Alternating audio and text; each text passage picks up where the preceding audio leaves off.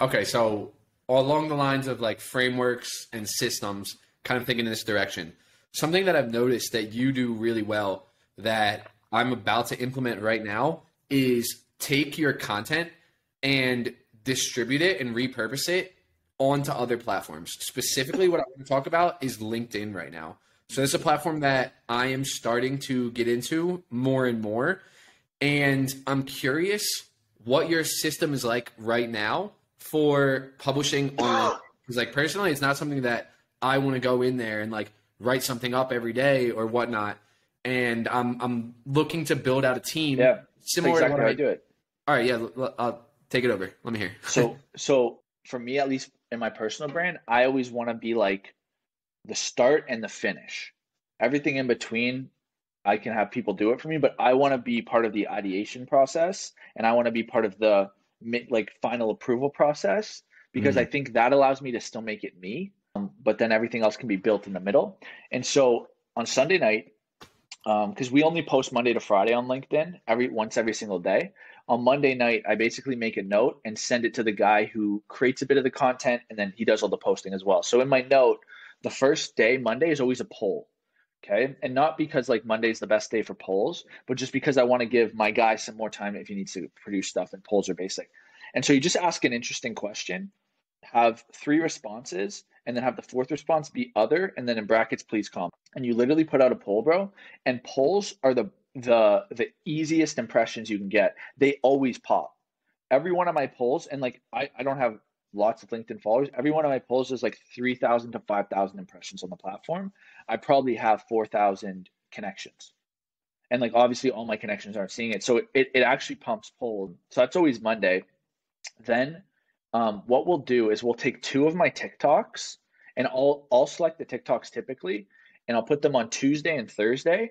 But what I'll do is I'll tell the person I work with to make them into they're called documents on LinkedIn, but it's just a swipe post. And so I try to find TikToks that are very like easy to slice up into like a swipe, if that makes sense. So sometimes it'll be like 3 steps to whatever, step 1, step 2, step 3. And then I'll always make the call to action genuine. So if it's like something about TikTok, 3 steps to TikTok, the call to action will be like, go check out my TikTok to see. Or if it's like, 3 ways to like be a better communicator, I might say comment a way that I missed or something. Like the call to action is just always like whatever it's related to the content. And so it's always a TikTok idea that then turns into basically a swipe post. I'll write the caption for it, but then my person will actually produce the graphic.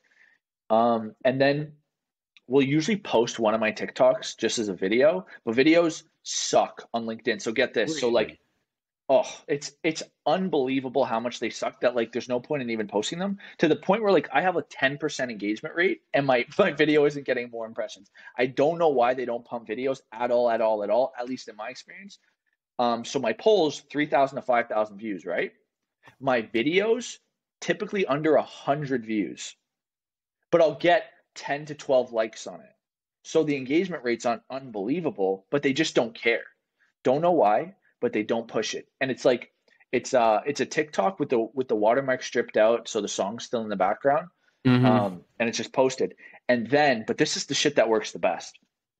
If you post something in Storytell, so I posted like that I had my LA trip, and I told like a very like almost like a vulnerable story as the caption. Boom, did phenomenally. A piece of advice my dad gave me as a teenager. Boom, told that story just as a status, popped off. And so when you're storytelling and nuancing it somehow to business, like I basically told this really great story about my dad who genuinely was explaining to me how he budgets for speeding tickets. He's like, I don't drive the speed limit, I just budget for tickets, which I always thought was pretty hardcore. But I realized that when I was working with one of my partners, he missed his duties that week. He didn't accomplish what he said he would accomplish.